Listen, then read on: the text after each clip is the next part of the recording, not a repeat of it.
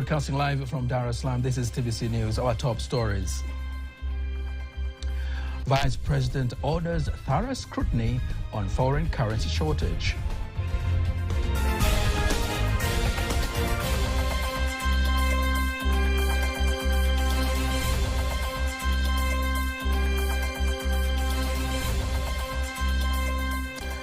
High Court utters solemn stand on integrated justice centers. Use of IJC systems, the government agreed to take additional finance.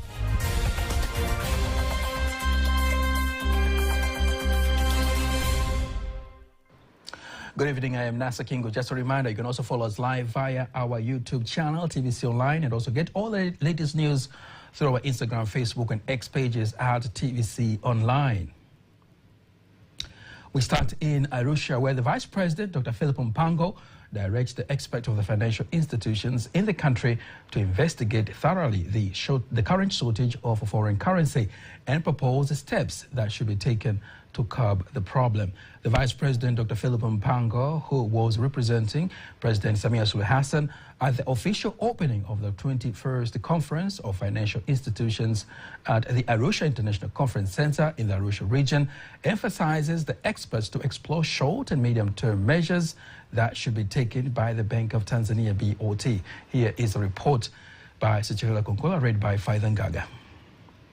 Experts from various financial institutions in the country are meeting in the 21st Conference of Financial Institutions to discuss various financial challenges, including the issue of economic crisis affecting various countries globally. Vice President Dr. Philip Mpango directs the financial experts to investigate the issue of shortage of foreign currency and propose actions to be taken. I urge participants of this conference to analyze deeply the challenge of shortage of foreign exchange and also the short-term and long-term measures. Aside from the regulatory measures and the intervention taken by the Bank of Tanzania, this conference should lead discussions on the way of using flexible exchange rate system in order to control the shortage of foreign exchange. Dr. Mpango also instructs to continue the use of instant payment system TIPS, which he has launched, and insisting that he hopes the system will produce a positive result. The rapid growth of technology has brought revolution in the financial sector by bringing about efficiency and simplifying work. The governor of the Bank of Tanzania, Emmanuel Tutuba, says the ongoing economic challenges in the world do have an impact to the financial institutions in the country. Various challenges and the catastrophe, including COVID-19, political conflict in various countries, climate change effects, and the unpredictability of financial policies in developed countries. These challenges have brought negative effects in various supply chains. The resolution that will be made here today from this topic will help to provide the roadmap on the achievements we have attained, and it will be guide us in building a collaborative and sustainable economy despite the challenges that continue to occur worldwide. Chairman of the Tanzania Bankers Association, TBA, Theobald Sabi, says that the way forward for now is to empower the people economically through the interest rate system announced by the Bank of Tanzania. We aim to continue to solve these challenges in order to reduce the effects on catastrophe and therefore empower important sectors such as agriculture sector, industries, and tourism, such as small entrepreneurs can thrive. The TIPS system has been launched. It is a specific system that deals with payments in various sectors. It was started in order to simplify service provision and to reduce the cost of services. The High Court of Tanzania says it will not hesitate to take action against contractors and consultants who fail to complete the construction of integrated justice centers within the specified time. The stand has been given in Dar es Salaam by the Chief Court Administrator, High Court of Tanzania, Professor Elisante Ole Gabriel, during a meeting with the contractors and consultants of the construction of the Integrated Justice Center's second phase. Emmanuel Samuel was there and has prepared the following report. It is in the Dar es Salaam Region Court of Appeal where the Chief Court Administrator, Professor Elisante Ole Gabriel, is meeting with the constructors and consultants who have been tendered to build the Integrated Justice Center's second phase in 9 regions of the country. And here, he explains the purpose of the meeting. The main reason and focus of the discussion today is to give the contractors and consultants our concern that we need them to make sure that they deliver the project on time with very high quality. We shall deal with this endeavor without fear or favor. We want them to give a maximum attention to the deadlines. We have one deadline for SIMI, for instance, is on the 31st of August 2024, and the rest is on the 15th of September 2024. Both the contractor and the consultant should know that in case they don't abide to the contract, then we shall definitely take legal measures. Furthermore, he elaborates the importance of having many integrated justice centers scattered in many areas of the country. Bearing in mind that there are so many benefits emanated from the use of IJC systems, the government agreed to take additional finance to make sure that we build more IJCs. But one of them will be built at Pemba in Zanzibar. And one of the main reasons is that the loan taken from the World Bank is by the United Republic of Tanzania. And we also believe in judiciary that there is no United Republic of Tanzania minus Zanzibar. Professor Elisante gives a message to the people living in the areas where the projects are implemented, while one of the contractors vows to work professionally and to finish the project on time. I wish to request the community whereby these buildings are going to be constructed to give maximum cooperation. We are very grateful for this opportunity for us to meet together. We really promise that from our side and also from the contractors, we will strive on our best level to make sure this project is successful within. Professor Elisante adds that the first phase of the IGC centers, which was inaugurated on 6 October 2021 by Her Excellency Samia Suluhu Hassan, President of the United Republic of Tanzania, costing 51.45 billion. Reporting from Dar es Salaam, Emmanuel Samuel, TBC News.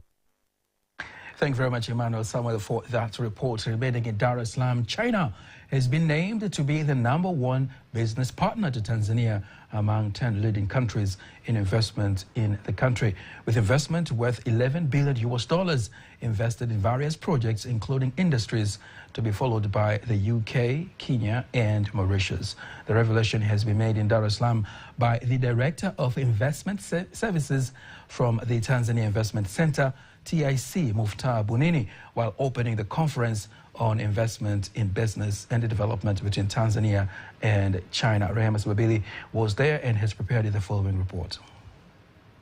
The China-Tanzania Economic Trade and Investment Fair brings together more than 100 businessmen and women from China and Tanzania to explore opportunities in different sectors through partnership. Director of Investment Services from Tanzania Investment Center, TIC, Muftar Bunini, says the registered Chinese project at the Tanzania Investment Center have created more than 100,000 jobs, elaborating that the conference will provide more opportunities for Chinese investors to come to the country to collaborate with the local business community. Tanzanians to come and participate in this forum. It is expected that after this forum, next month, more Chinese delegates will be visiting Tanzania to explore investment opportunities in the country. And we are hereby encouraging them to come and explore the country and the investment opportunities available in the country.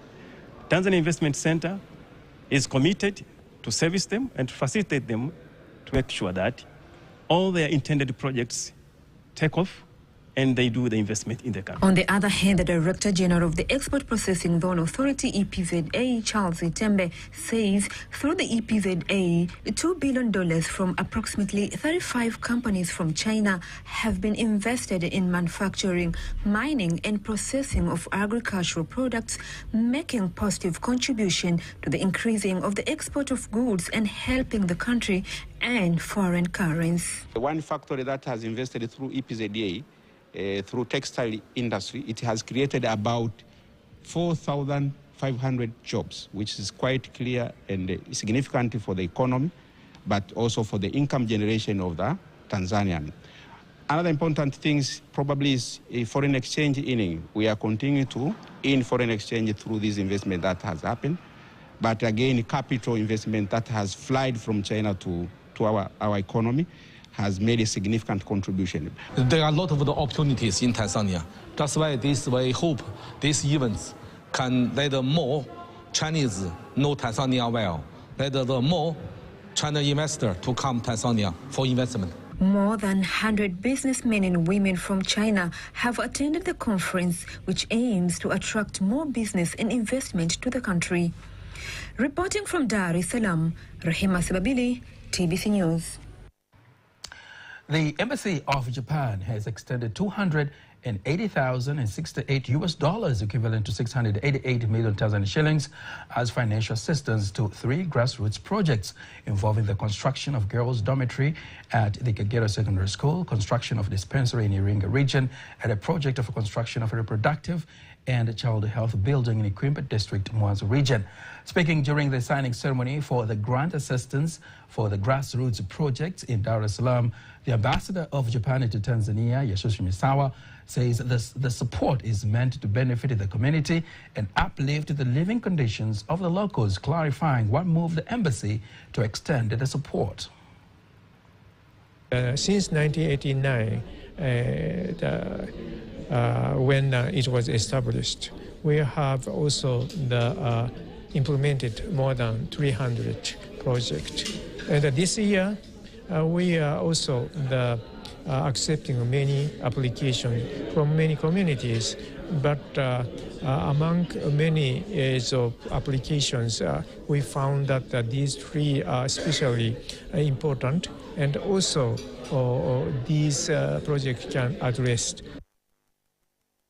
Furthermore, Ambassador Misawa clarifies how the selection of the grant assistance for the grassroots human security project is reached and the criteria in place for the funds allocation.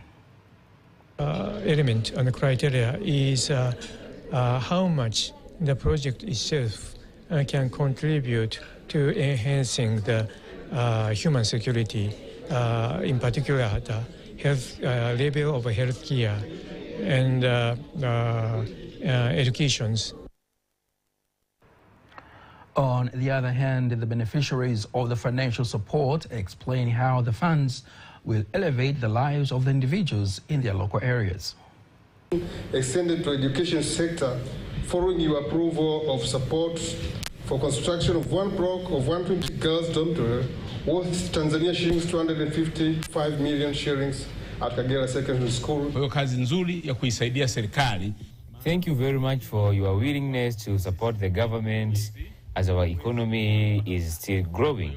We need at times to work in partnership. I would like to thank you on behalf of the government. Even the president will be happy to see how Tanzania and Japan continues to collaborate on key sectors like education, health, and agriculture. We move now to the Arusha region, where the Institute of Science and Technology of Nelson Mandela University in the Arusha region has signed an agreement with the Pan-African Postal Union targeting to strengthen the capacity of the countries embarking on the use of digital technologies to enable the postal sector to contribute to the economy of the respective countries.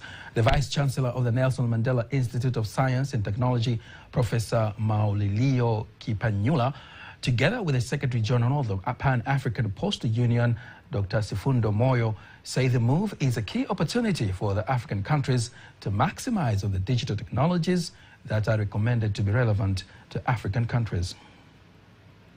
As an institution, we are going to benefit in terms of increasing our volume of research in the postal-related digital solutions.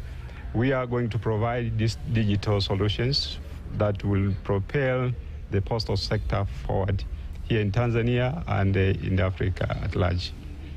We're excited about it because this is going to help to accelerate the rate at which we innovate within the post. And this is a very significant milestone because these are Pan-African institutions that have come together to help identify solutions. The government of Norway vows to continue to support the Tanzanian agricultural sector to enable the farmers to produce more effectively. The ambassador of Norway to Tanzania, Tone Tines, announced the commitment during the opening ceremony of the Yara Farmer Knowledge Center in Ilula Kilolo District, Iringa region. Here is a report by Irene Mwakalinga from the Iringa region. Thank you very much. The opening of the Yara Knowledge Center in Iringa region is a big boost to efforts by the government of Tanzania in scaling up access to agronomy and extension support to smallholders farmers. The Norwegian ambassador to Tanzania, Tone Tines, say that despite having a conducive agricultural environment, it has not yet been able to empower its citizens, and therefore education on the best use of inputs and expertise is needed. Even though a lot of people work in the agricultural sector, the productivity is not as high as it should be. The agriculture sector needs higher productivity. It has to transform. Tanzania has a fantastic potential to grow food for Tanzanians, but also for the region. Considering this, the government of Tanzania, in cooperation with the stakeholders of the agricultural sector, including the Yara Tanzania, SEEDCO, and Farm for the Future, have built a training center for farmers that will teach farmers the best methods of agriculture and produce productively. Winston Odhiambo is the Yara Managing Director. Our partnership has led to an important development in the agriculture sector by facilitating the proper use of technology and fertilizers as well as agricultural tools, and also by cooperating with other service providers in this sector. On her part, the Iringa Regional Commissioner Halima Dendego held the joint launch of Yara Knowledge Center that will address gaps that hinder farmers from reaching their production goals, such as lack of agronomic knowledge and other farm inputs. But also Project provided extension services to the nearby villagers, and also we have a program of goat keeping for women that brought about sustainable income for the households. Among other things, the center will benefit farmers to empower them to improve their yields through access to agricultural inputs and farming techniques. Irene Mwakalinga, TBC, Iringa. Irene Mwakalinga there from the Iringa region. The Permanent Secretary of the Ministry of Health, Dr. John Jingu, says the government is determined to ensure that Tanzanians have access to quality health services at low cost wherever they are at this time, where the government is moving towards the implementation of the universal health insurance. Here are more details.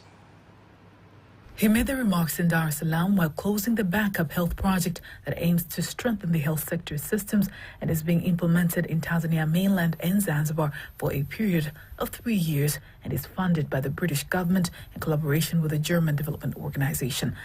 Kuna mifumo mingi ambayo tumeimarisha kupitia mradi huu. We have strengthened many systems through this project. This system includes digital system. We've also discovered some of the challenges that exist, and we have been working on them so that Tanzanians can get good quality health services anywhere they are. We have been working on the issue of payments of bills in the health sector. This is a serious issue. Once we have a strong system, everyone can be able to access health services even when they do not have funds. On the other hand, the team leader of the project of GIZ, Huzaifa Bodal, says through the project they have succeeded in involving the community in identifying the real needs of health services in their areas while also increasing the capacity of the health sector stakeholders on the best way to develop the organization through strategic planning and analytical work.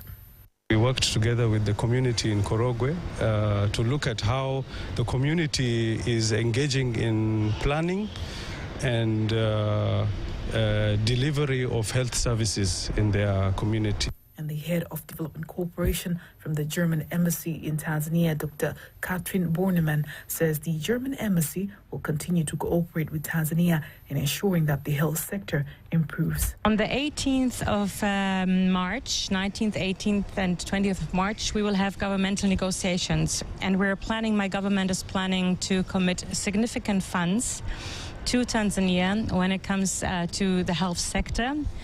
As well in technical cooperation implemented by the GIZ, as well as in financial support. The project, worth approximately 20 million euros, it has been implemented in 6 countries in Africa, including Tanzania, the DRC, Mozambique, Zimbabwe, Uganda, and Nigeria, whereby Tanzania has benefited by getting 3 million euros to implement the project. The Legal Services Facility, LSF, and the Belgian Development Agency, Enabel, has signed a 10.7 billion Tanzanian shillings grant agreement to implement the Improved Access to Justice for Women through Legal Aid project. The project aims to reduce inequalities in access to justice for women and girls by enhancing their access to quality legal aid services. Here are more details. While signing the agreement in Dar es Salaam, LSF Executive Director Lulu Mwanakilala says through the initiative, LSF will ensure that high-quality legal aid services are accessible to all individuals through formal and informal justice systems, empowering the community to understand, shape, and utilize the law. Through our extensive network of paralegals, and we're very happy to have our representative here today, and legal aid providers, we will work tirelessly to ensure that every individual, regardless of their socio-economic status, has access to the legal support they need to seek redress and uphold their rights. The resident representative of Enabel in Tanzania, Coenrad Goekink, says the partnership underscores their commitment to promoting sustainable development and fostering a society where everyone can access their rights and participate fully in the legal system, while EU head delegation Christian Grau says the EU continues to support access to justice for women and girls through legal aid, particularly the victims of gender-based violence. At its core, Impaula is a comprehensive legal aid and legal empowering program.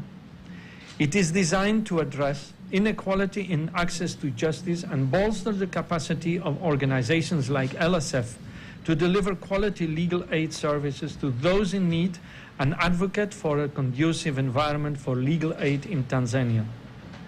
Through strategic partnership and a holistic approach, we aim to transform the Tanzania access to justice landscape and to make it a fundamental right for all Tanzanians, in particular for women and girls.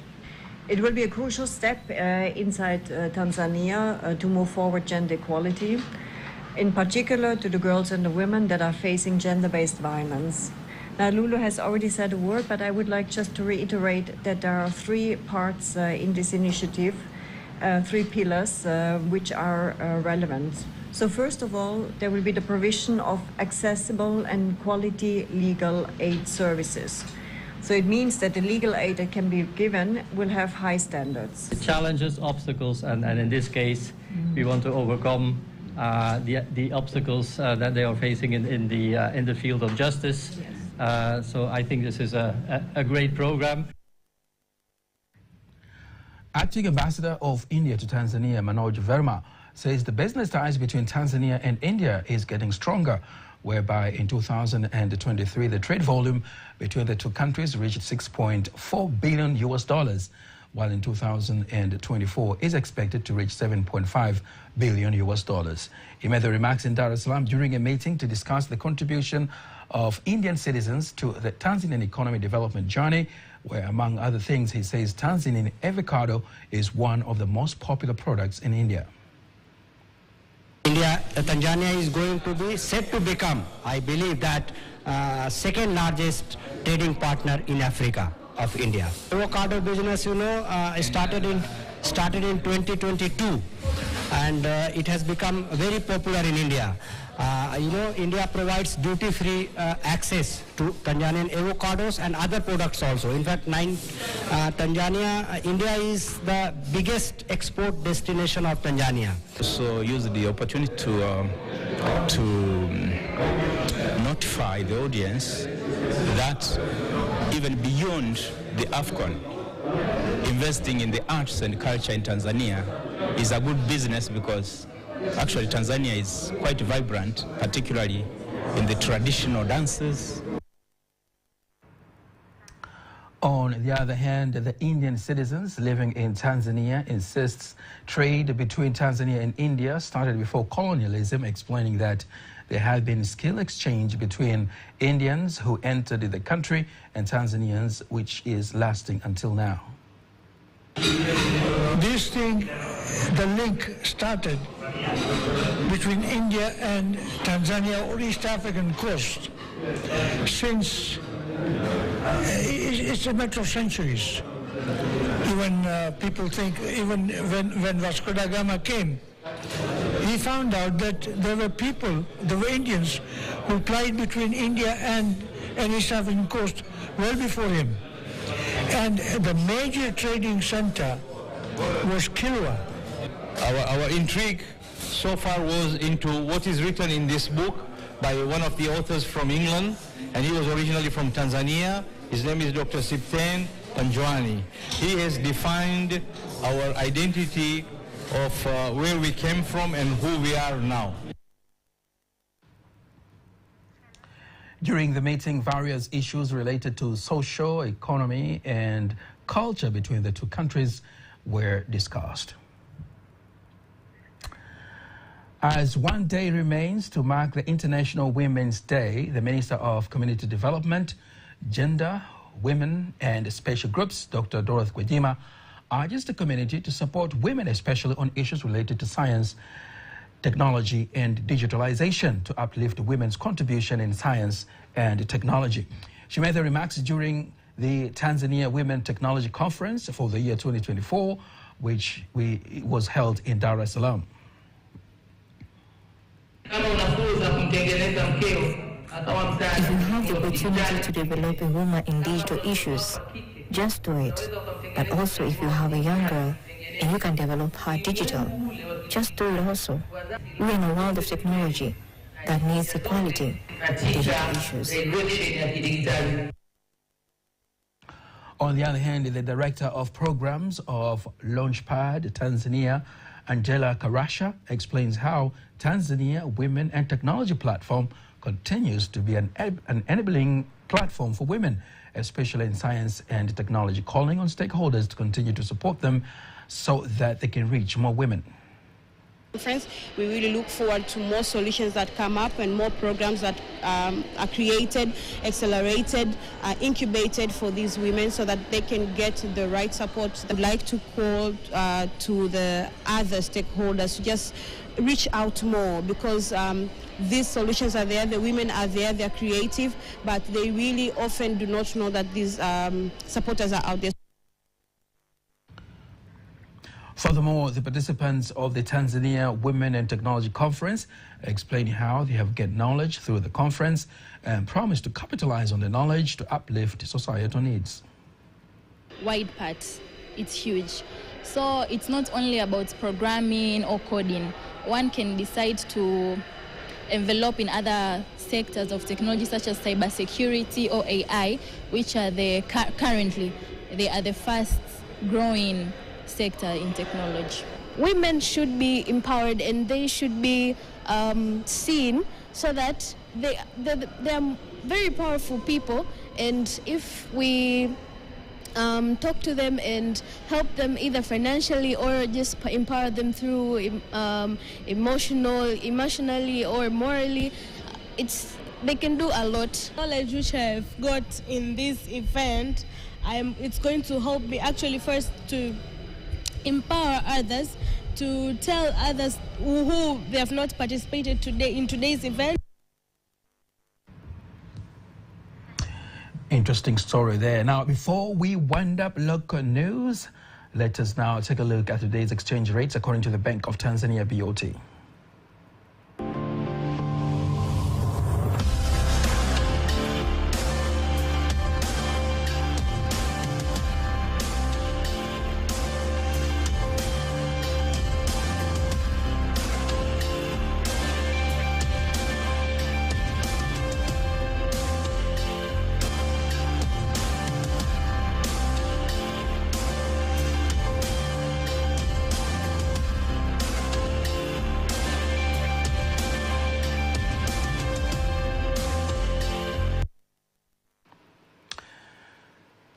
Now we move straight to the sports news, where the management of Simba Sports Club says their head coach Abdelhak Benchika has gone to Algeria for 5-day coaching course.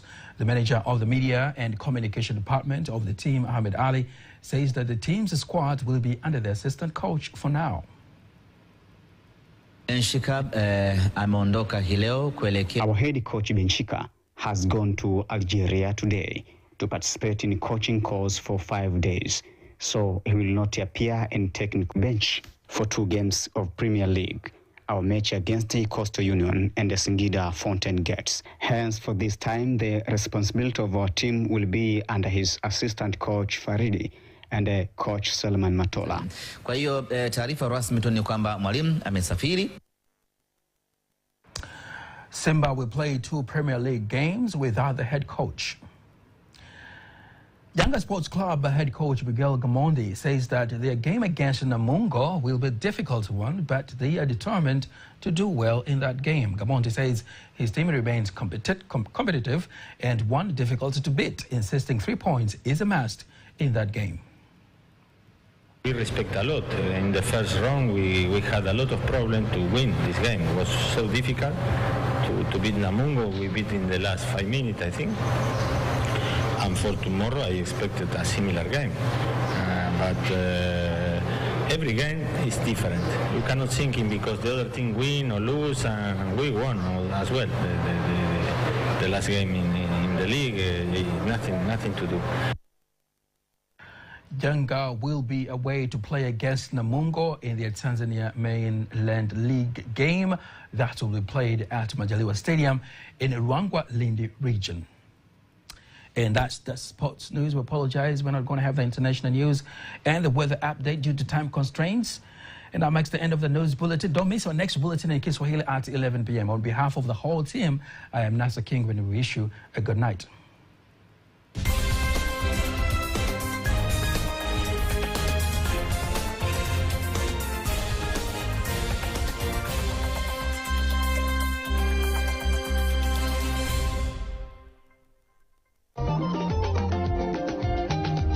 Wanawake ni jeshi kubwa, tunasonga mbele.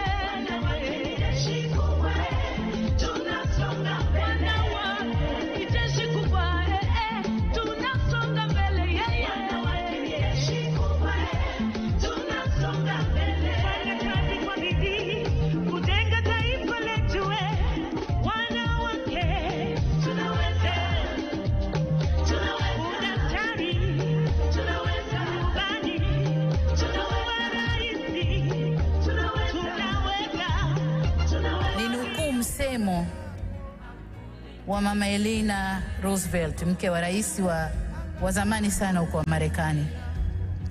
Yeye aliwahi kusema, a woman is like a tea bag. You never know how strong it is until it is in hot water. Anasema kwamba mwanamke ni kama kile kimajani ya chai kile cha karatasi. Ukikiona hivi utakidharau, lakini huwezi kujua nguvu yake mpaka ukiweke kwenye maji ya moto.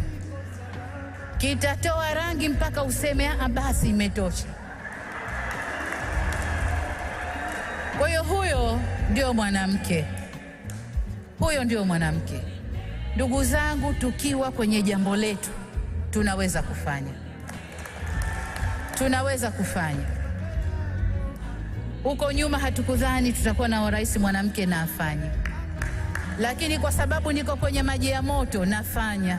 Siku ya wanawake duniani 2024. Wekeza kwa wanawake, kuharakisha maendeleo ya taifa na ustawi wa jamii. Maisha mwanadamu ni hadithi tu hapa ulimwenguni. Basi ndugu yangu, kuwa hadithi nzuri kwa hao watakusimuliwa, hilo ninaliomba. Ali Hassani Mwinyi, Ali Hassani Mwinyi, pumzika salama baba.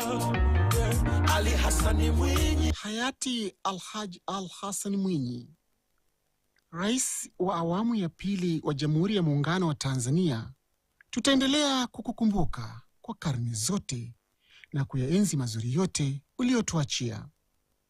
Maisha yake Mzee Mwinyi ni hadithi na tunu isiyochosha masikioni na machoni inaposimuliwa kwa hadhira na fanani, kwani imejaa mchanganyiko wa tunu za hekima, busara, ucheshi, upole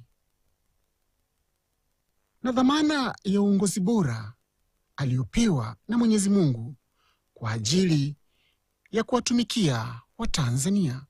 Mzee Mwinyi ni mpole sana, ni rahimu sana. Kiongozi wa Uislamu Bwana Mtume anasema ziko sifa mbili ambazo Mwenyezi Mungu anazipenda sana. Ya kwanza ni uangalifu, ya pili ni uvumilivu. Ni kulingana na Mtume. Sifa mbili ambazo Mwenyezi Mungu anazipenda sana ni uangalifu na uvumilivu. Mzee Mwinyi ni muangalifu sana na ni mvumilivu sana. Mzee Mwinyi sio mkali. Aliyemfundisha ukali ni Mzee Nyerere. Kwa kauli yake baada ya kumteua, Mzee Nyerere alisimama akamwambia, una sifa nyingi sana, umpole sana, mtu rahimu sana, lakini una tatizo moja, wewe sio mkali, ongeza kaukali. Akarudia tena, wewe ni mtu mpole sana, muungwana sana, turahimu sana. Leo tumekukabidhi jukumu kubwa ili uweze kufanikiwa katika shughuli hii, na kuomba uongeze kaukali. Mzee Mwinyi aliposimama akasema, wasami'na wa ata'na, nimesikia na nitatii. Lakini mwalimu, semina ya ukali ni ngumu, lakini nitajua mahali pa kuanzia. Mahali pa kuanzia ni wale watu ambao nitawateua kunisaidia, nitawapa majukumu. Watakaposhindwa kusimamia majukumu, hapo nitakuwa mkali. Lakini wakitenda majukumu yao vizuri, nitaendelea na tabia yangu ya kuwa mpole. Na yeye mwenyewe akasema, kama mwalimu, najua kiongozi anatakiwa kuwa na sifa mbili. Awe mpole kama paka na awe mkali kama simba. Kwa hiyo na mimi nitajitahidi. Nitaendelea kuwa mpole kama paka na nitakuwa mkali kama simba. Lakini nitakuwa mkali kwa wale ambao hawatatekeleza majukumu yao vizuri. Wakati akiongoza Tanzania, Mzee Mwinyi pia alipata nafasi ya kuwa mkuu wa Chuo Kikuu cha Dar es Salaam. Profesa Elias Jingo anamkumbuka sana Mzee Mwinyi katika zama za uongozi wake Chuo Kikuu cha Dar es Salaam. Mzee Mwinyi alikuwa ni mkuu wa chuo pale. Alipopata uraisi, akawa mkuu wa chuo wakati Mwalimu kashingatuka. Kwa hiyo kitu ambacho tunamkumbuka sana Mzee Mwinyi ni nyumba. Mpaka leo ukienda unaambiwa zile nyumba za Mwinyi. Walimu zamani wanakaa hotelini kule Silver Sands. Unaona? Silver Sands Pwani kule Kunduchi. Unaona? Kunduchi ndiko walikuwa wanaishi walimu wetu. Alipokuja yeye ndio akajenga nyumba zile, walimu wote walikuwa katika mahoteli kule wakaanza kurudi nyumbani. Amejenga nyumba za walimu wakati kulikuwa na shida kubwa ya nyumba za walimu. Mpaka leo unapo pale zile nyumba za walimu, nyuma hapo ya Darajani hapo, nyumba za Mzee Mwinyi. Kwa hiyo hilo ameliacha na halitafutika kwa wale ambao tunamkumbuka. Alizijenga nyumba zile, na isitoshe kila jioni Jumapili anapita na gari anakwenda kule wanakojenga. Huyo ni rais huyo, lakini hapa na gari lake, gari la Ikulu, anakwenda pale nyuma kutazama maendeleo ya zile nyumba. Unaona? Lakini kitu kilichomuudhi zaidi ni watoto, wanafunzi walipoanza kumchora na kuweka zile picha katika vioo, na mwenyewe jambo hili lilimkasirisha sana. Naona huo ndio wakati alipoacha kuwa mkuu wa chuo. Mzee Mwinyi alifadhaika sana. Aliwaambia umma kwamba vijana hawa wamenitukana matusi ya nguoni. Siku zile chuo kikuu kulikuwa na mchezo huo, vijana kufanya katuni hivi na hivi. Kitu kilichowatuma vijana hawa kufanya hivyo mpaka sasa sikielewi. Wengine wanasema ni haya mambo ya vyama vingi. Unaona? Haya mambo ya vyama vingi ndio leta mambo hayo. Kwa hiyo Mzee Mwinyi baada ya zile kazi zile zilizochorwa aliongea na taifa kwamba vijana wamenitukana matusi ya nguoni, sitaendelea tena. Na hakuendelea kama mkuu wa chuo. Na kulikuwa na mapinduzi hayo baada yeye, naona akaja Mzee Bomani kama hivi. Kulikuwa na swala kwamba si lazima vyuo vikuu viwe na mkuu ambaye ni rais. Swala hilo lilitokea kama hivi. Kwa hiyo Mzee Mwinyi alikuwa rais wa mwisho Tanzania kuwa mkuu wa chuo. Rais Nyerere alichukua mwaka 61 mpaka 85.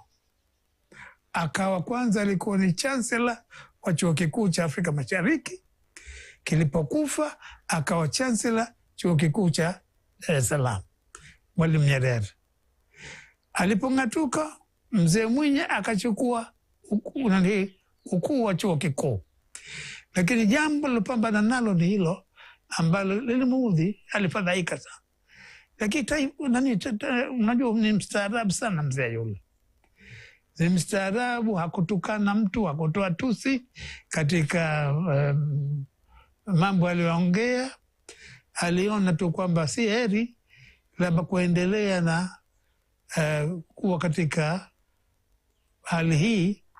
Kwa hiyo alikatisha ukuu wake wa chuo, tukapata mkuu wa chuo mwingine, nafikiri alikuwa Mzee Bomani. Mzee Yusuf Makamba alifanya kazi kwa karibu sana na Rais Mwinyi. Anasimulia ni kwa namna gani